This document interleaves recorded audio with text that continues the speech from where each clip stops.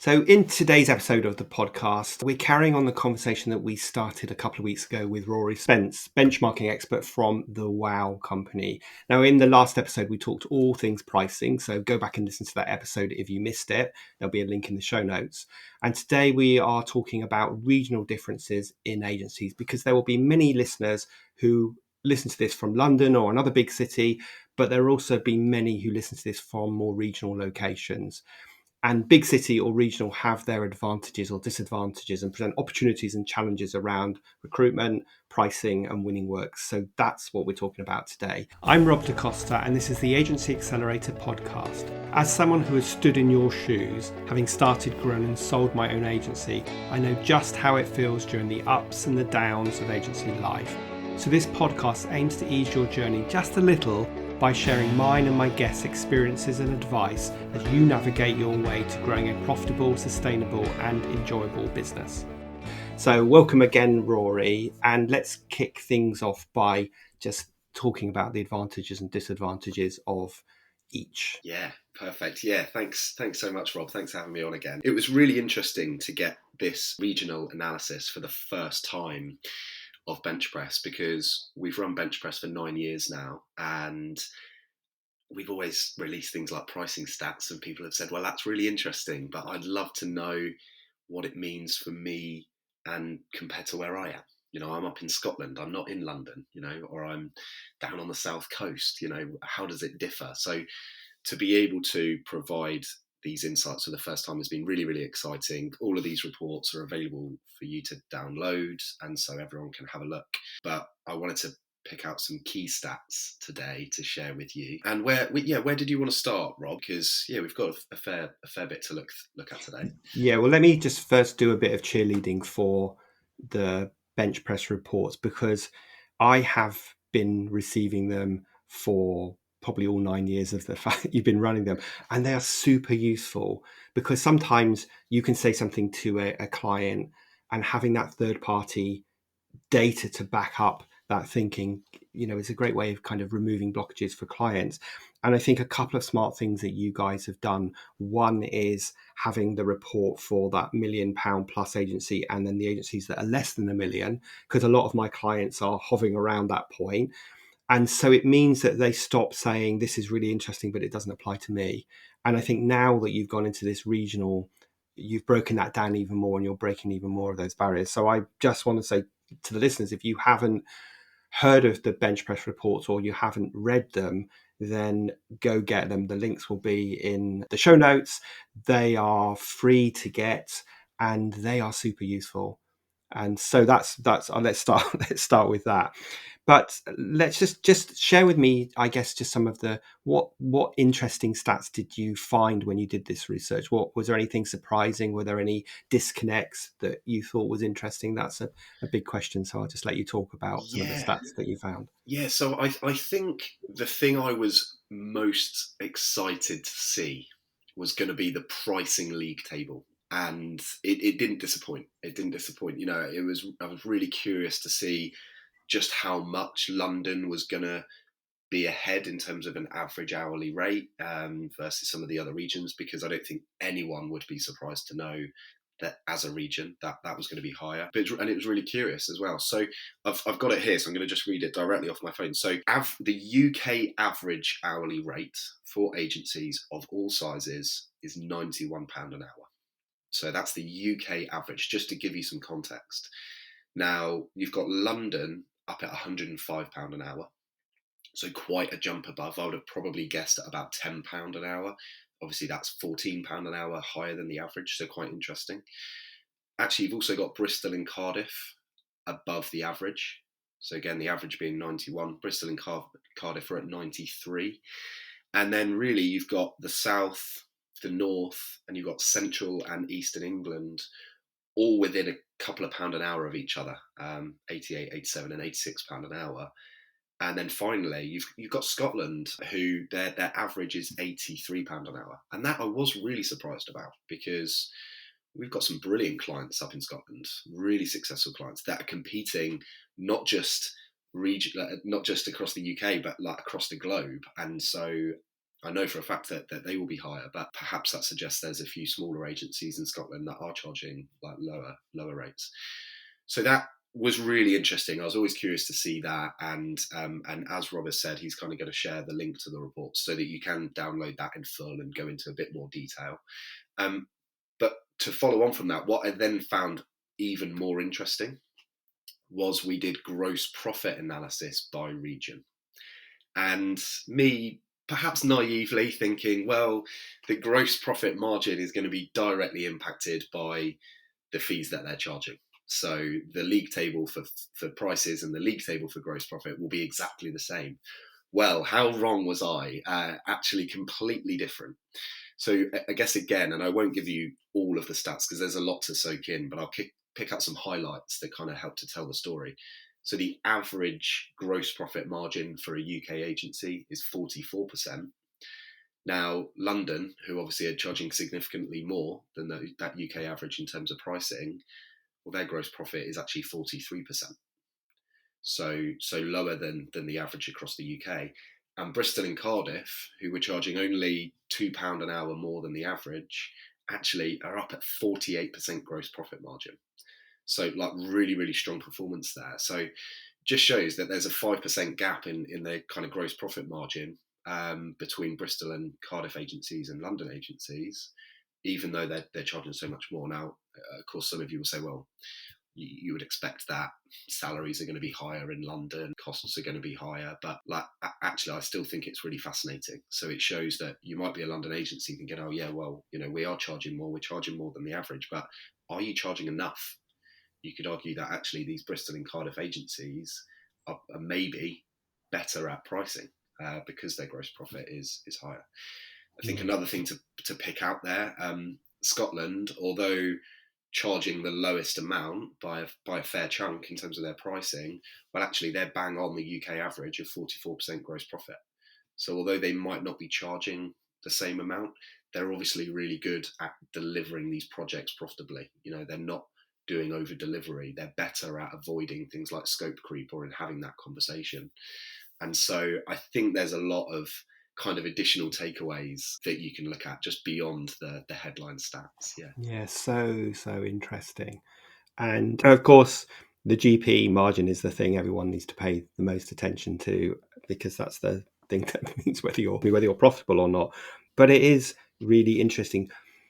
Do you think a lot of the regional differences are mindset based? Like, I'm in Scotland, so I couldn't possibly charge the London rate. And interestingly enough, the reason I say that is because we're just fresh off recording episode 100 and whatever it was, 104, where we talked about value pricing. And actually, at the end of the day, there is absolutely no reason why a Scottish agency or a Southern agency wouldn't produce as amazing work as a London agency, yet their rates are a lot lower. So that's sort of an interesting one, isn't it? I completely agree with you, Rob. I think it is mindset. I think we've seen, particularly in the last 18 months, everybody's working remotely. It doesn't matter where you are. It does not matter if you're in the big London office, right? Because actually Yeah. everybody is in their bedroom. They're all working from the sofa. We're all in the same place. And so I think that creates an And sorry, enormous... can I? Yeah, Sorry, I hate to do that, but I just want to add to that. Not only that, but we're serving clients all over the place. Yeah, I mean, if you were a yeah, Bristol agency and you only served Bristol clients, and you were a London agency, you only served London clients, it might make sense. But we're actually serving clients all over the place, all over the world, yeah. from all over the place, right? 100%, 100%. Never before have agencies down in Cornwall, for example, had such a great opportunity to suddenly compete for clients anywhere across the UK, anywhere across the world, because we're all doing things on Zoom, we're all doing things remotely. So yeah, you're absolutely right. If you are competing against a London agency, why shouldn't you treat that as an opportunity to increase your prices? Because you're still going to come in lower than actually where those London agencies are, and the justification of costs, well, kind of goes out the window. Like I said, when we're all working from home, when we're all doing things remotely, we're servicing that client remotely, potentially not getting face to face with any clients at the moment. So yeah, a massive opportunity there, 100%. Yeah, and that old adage of like, well, if I'm hiring a London agency, I expect the fees to be higher because of their costs are higher. it's kind of going out the window a bit. And then if you overlay the whole value conversation, then it's not about your costs, it's about the outcome that you deliver for your clients, right? Yeah, without a doubt. So what other interesting stats did you have to share from the Yeah, report? well, it's interesting you just mentioned around London agencies having higher costs because things like offices are going to cost more. Well, that was one of the questions that we asked. What are people planning to do with their offices in 2022? Was basically how we positioned it. And so, because it's something that's on a lot of people's minds. I don't know about you, Rob. I regularly have people coming to me saying, "What are you guys doing? Are you going back? Are you going back part time, full time? Are you keeping your office?" So we thought, well, let's ask it in bench press, and there was some really interesting results. So the overall, again, to give you the UK average, 73% of agencies are planning to keep their office. Okay, so certainly, the large majority are keeping their office. Whether and I should add some context. When I say keeping their office, I mean keeping an office. They may be downsizing, they might be upsizing, they might be keeping the same one, but they will have a physical premises. So just for context, the other 27% there are either going to be fully remote or they're going to be using like a co-working space. So they were the other options. So those 73% of agencies that are keeping their office, well, to kind of get a bit regional with you now, the highest percentages were in Scotland and in central and eastern England, where they were 83% and 84%. So actually, those agencies valuing much more that face-to-face time and wanting to get people in. London, considerably lower than the rest. So only 58% of agencies in London are planning to keep their office or keep an office, which I guess, again, probably people sitting there going, yeah, not too surprising considering the costs in London versus everywhere else. But it's still really interesting because it goes back to what you were mentioning there, Rob. Well, these London agencies, I'd be very surprised if they're going to reduce their fees because they don't have an office anymore. I do not think that's going to be the case. I think the saving on that rent is going to be invested in other places, and they're still going to be charging a fee that's higher than if you're an agency outside of London. And so again, I Yeah. think just that mindset, don't accept it. Don't allow clients to say, oh, well, we're expecting that London agency to price more because they've got larger costs. Challenge them on it. So again, a really interesting opportunity here. Yeah, and if you lead, again, without sounding like a scratch record, if you lead with value and you focus on the outcomes the client wants to get, and you believe you can help them get there, then why wouldn't you charge the same fee or a higher fee? I think it will be really interesting when you do this again next year, because we are sort of, we're here in the beginning of 2022.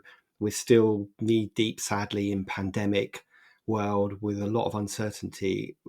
God, let's just hope, in a year's time that's changed.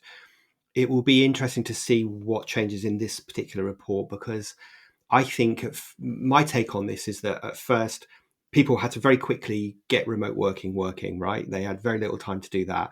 It was sort of novelty. Staff liked it at first. Then they stopped liking it quite so much because they, in their house 24 hours a day, they got kids running around, blah, blah, blah. And so I got a sense that some people really wanted to go back to having an office and having that routine and the separation between home and work. Mm. So I think it'll be really interesting to see what these stats are in a year's time. Do you get a sense that they will be similar, or they might change a lot, or who knows? Yeah, it's really, really hard to call. It's really hard to call. I think the office decision may not change too much. But what's fascinating is another question that we asked was around recruitment. So we asked agencies whether they plan to or already recruit people remotely, people that are not within a commutable distance of the office. And 67% of agencies said yes, they would recruit remotely. And to be honest, I thought that figure would be higher than that. Yeah, me too. Because in bench press, what we ask every single year is, what is your number one challenge within the agency? And every single year without fail, new business is number one. So no surprise there. New business is always number one. But then number two quite often is around talent and recruitment. And so really fascinating that, again, we kept using the word opportunity in the last 10 minutes, Rob. But again, I think there was a huge opportunity when we did all start working remotely and everyone was on Zoom anyway. And I live a mile from my office and I live a mile from about 5 members of the team, yet I didn't see them for 18 months until the Christmas party. So, that ability to work remotely, you could work with anyone wherever they were, was a huge opportunity that we certainly grasped. There was someone that was kind of a friend of someone that worked at WoW, who we always thought, oh, she could be a good fit for the team, but she lived up in Aberdeen, and therefore we never really considered it. And then suddenly went, hey, actually, there's a great opportunity, and she's been absolutely brilliant. She's been brilliant for the team. And so I think this is a huge opportunity for a lot of agencies where there is that scarcity of talent. There is this huge, at the moment, increase in wage demands as well. Well, actually, can you treat this as an opportunity to go and find people that are outside of London, for example, like lower living costs, lower salary demands? I think there's a big opportunity. But I guess just the final note I'd add on this recruitment challenge, Rob, which I found really fascinating, to go back, 83% of agencies in Scotland said they would keep their office. However, 78% of agencies in Scotland have said they'd recruit remotely. So they're the highest region in terms of agencies that said they'd recruit remotely. You compare that to Bristol and Cardiff, where only 47% said they'd recruit remotely. It's obviously really important for them that they're having people coming in face to face. So it does feel like there's this slight disconnect. I think the Well, Scottish agencies saying, well, we yeah. want to keep an office, but we want to hire people remotely. I wonder if one of those two things will take over and they'll either go, hey, we've suddenly got a really remote workforce, so we will change our mind about the office, or actually, if we're sticking with an office, we want people in there, we're going to stop hiring remotely. So it'll be interesting to Yeah, see where that yeah. goes. I guess in a way I'm not surprised at that because I can't. I mean, in the last year or so, the talent conversation is definitely at the top of the agenda. If I had to ask all my clients what their number one challenge is, it's finding good people. And and I talk a lot about building a self-running agency and work typically with sort of sub-1 million-pound agencies. The biggest issue is that they need to get really a strong leadership team beneath them, and they can't do that. And so I think finding good people is such a challenge at the moment. And if you find someone in Scotland when you're based in London, then you need to snap them up. I've got a client in a similar position there in Guildford, and they have one of their account managers is based in Glasgow, Yeah. and he's never met the team, and he works, really well from there. But that does raise another question, which I don't know whether it was in your report, but I don't even know how you'd phrase this question. But there is a big cultural implication with remote workers and how you make people feel part of a team and how you get people embedded in your agency's culture. So have you got any thoughts on that, or did you ask any questions around that? Yeah, it's really interesting that you've mentioned that because, well, at the point that this podcast goes live in January, our 2022 bench press survey will be live at that point, which you can go to by going to wowco.uk /bench press. That survey is live to take part in. I'm sure you'll be able to share the link, Rob, as well. Yeah, and I'd encourage everybody to take part in it because you want to put your two penneth in, but you also want to find out how you compare to everybody else. Exactly right. Yeah, exactly right. So by taking part, you will get an invite to the launch event, but you will also be the first to receive those reports. So there's plenty of reasons to take part. But Rob, to go back to your point, you were asking about culture. Well, what we're going to do next year for our 2022 bench press, we're actually going to have 3 reports that are going to be released over the course of the year. The first of those is sort of financials and KPIs. So we will go back to things like this gross profit target, directors' earnings, and some elements around that. One of the reports is going to be around new business and client work. Where do you win your new business? What's the most successful lead tool? How much time are you spending on it, etc. But one of those reports is going to be on people and culture because it is so on people's minds. Exactly why you asked it, Rob. A lot of people are thinking about this now. Actually, not only on a recruitment side of things, where do you get talent, and actually, like, how are you managing the recruitment side of things, but also like the culture. How are you building a culture whilst working remotely? How are you ensuring people are staying in touch, staying motivated? How can you check in on the team? It's much harder when you're face to face with people in an office.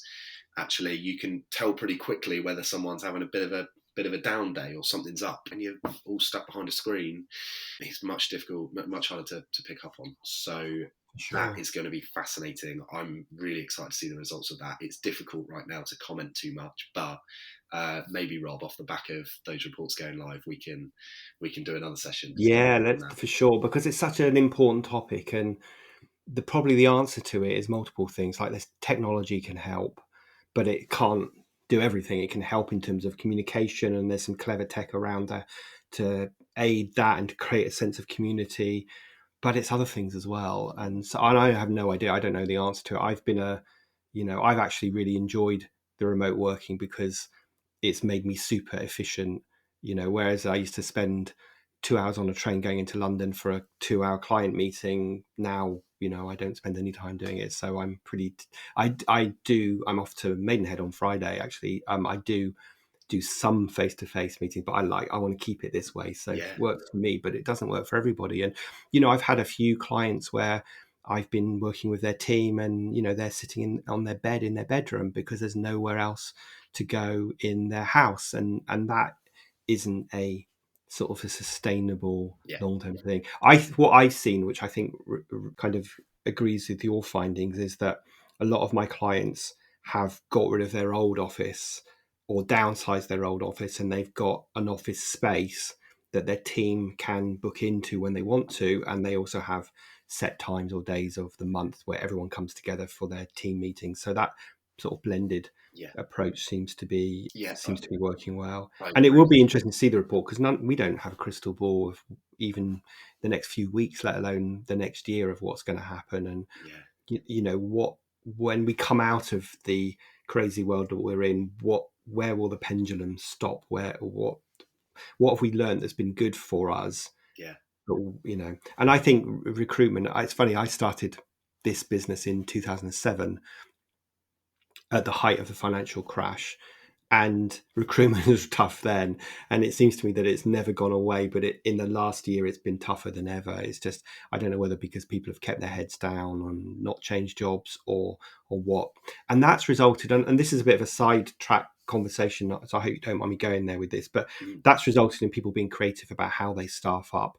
yeah. And I've got a particular view about building an agency using freelance stuff. But what have you got a view on how that works, and what your thoughts are of In terms building of an agency like? employees versus freelance. Yeah, Yeah, yeah, I think there's no right and wrong answer here. It really depends what you're trying to build, where you're at, because I think for a lot of people, you have no choice but to initially use freelancers because you can't guarantee them 5 days worth of work, and you do not want them sat there if they're team member number 2 or 3. You just can't afford to have them sat there twiddling their thumbs for a day a week, and so the freelance route can be really good for that reason.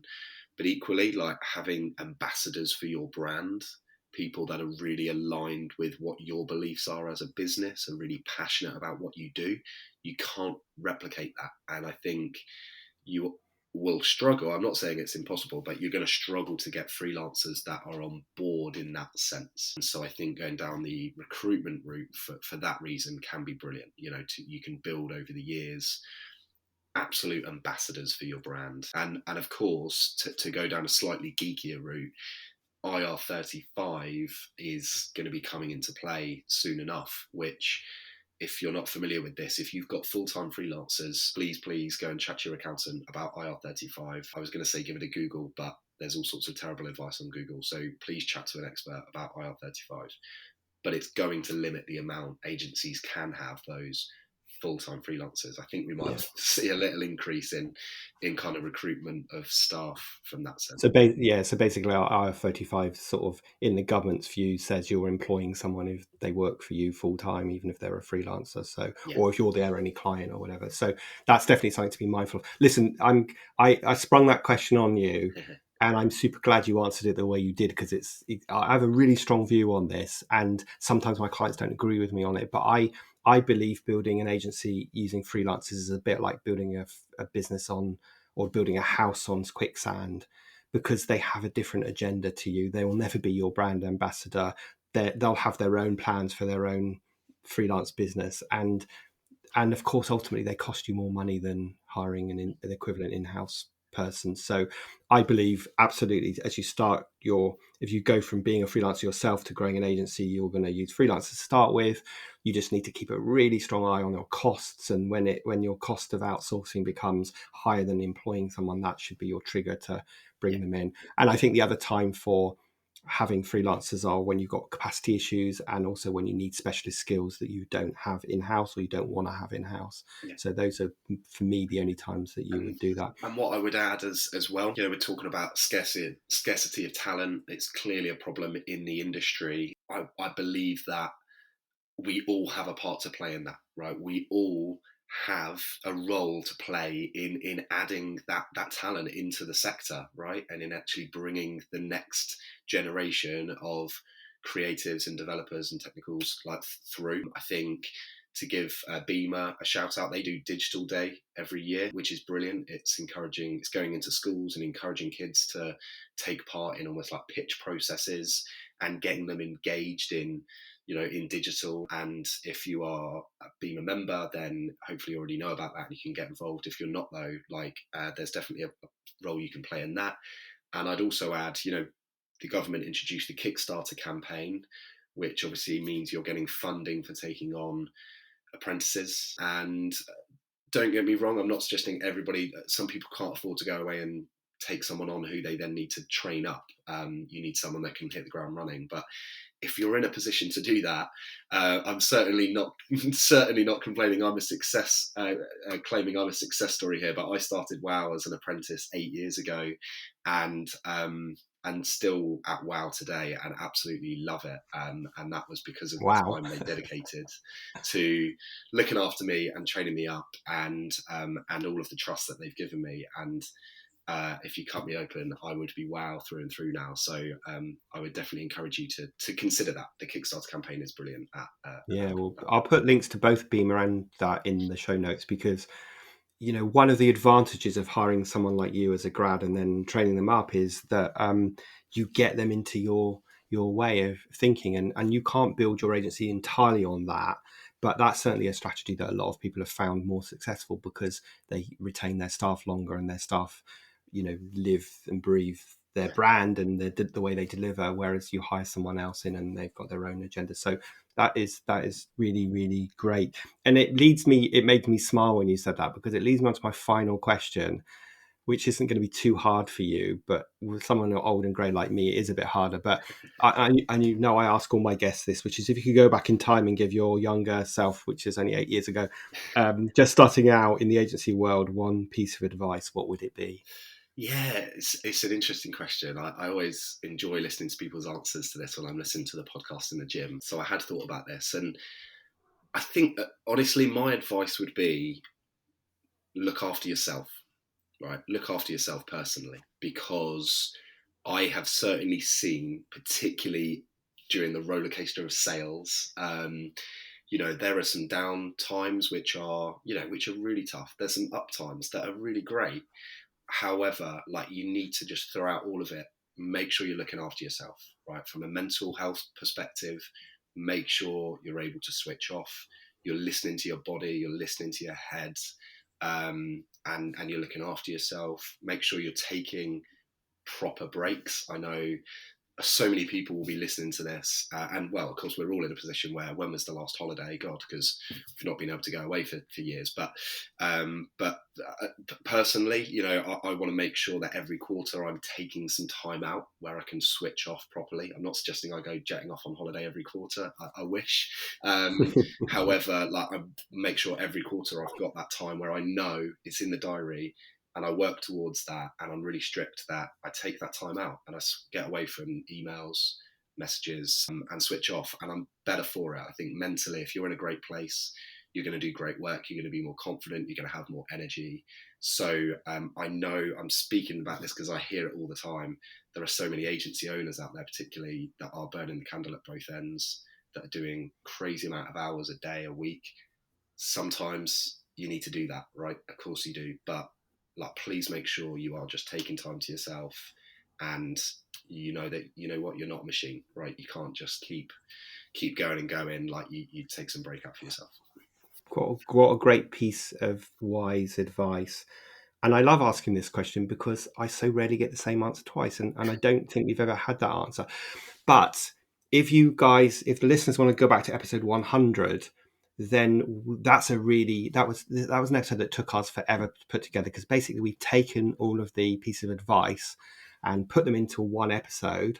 And we've also created a download, which I find really inspirational, with all of the quotes that people have said into that. So you can download this as something you can read, or have a listen to what 40 plus guests have said as their piece of advice, because if we could digest that and live that, we would be so much better. And I think the mental health thing is so important right now, because so many of us have struggled with that in this strange isolated world. So thank you for sharing that with us. Listen, Rory, it's been brilliant having you as a guest across these last couple of episodes.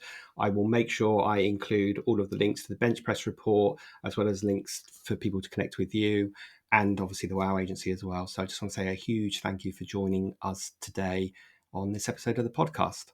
Thank you, Rob. It's been a lot of fun this morning. Thanks for having me on, and take care.